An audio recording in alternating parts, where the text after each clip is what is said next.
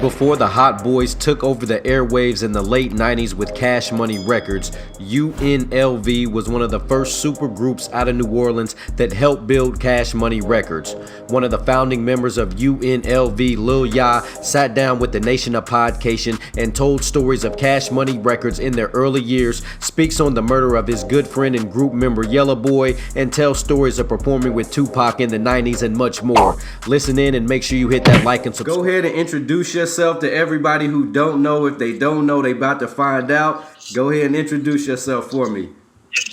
What's up, y'all? This your boy Lil Ya, a.k.a. Mr. Your Boy Man, half of the notorious group UNLV, former Cash Money Records. So I know everybody asked you about this. What kind of started the beef between you guys, and are there still any issues between you two, not to stir up stuff that's, 20, 30 years old? Right.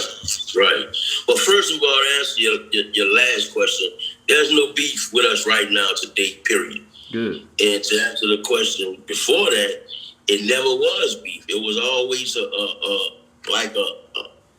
that he wanted to do on wax. He wanted to go on wax with us. Okay. That's how it all started.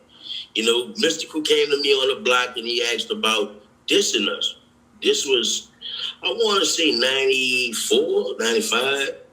But he came, mind you, we know Mystikal from high school. He's like 2 years older than us.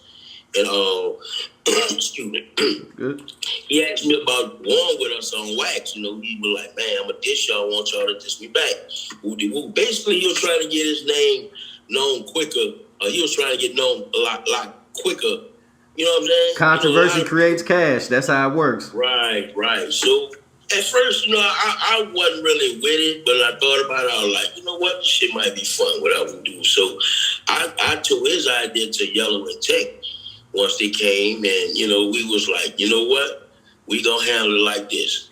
If he make noise dissing us, then we gonna diss him back. But nobody even, you don't even hear nothing about that shit. We just gonna, keep on doing what we do. Right. We was on top of the pile in New Orleans at the time. That's why he wanted to go at us. You know what I'm saying? That way we mentioned his name back. A lot of people like, who is Mystikal? Whatever. You know what I'm saying? So.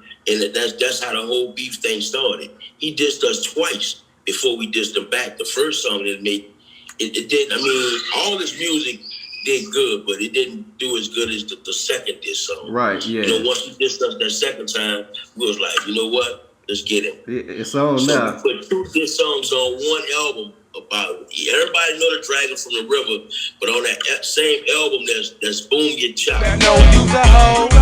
Mystikal, act you up like this. Not gonna beat you down like Dragon from the River. Dump his body and chuck y'all, leaving a note around his neck, reading badass Yellow Boy.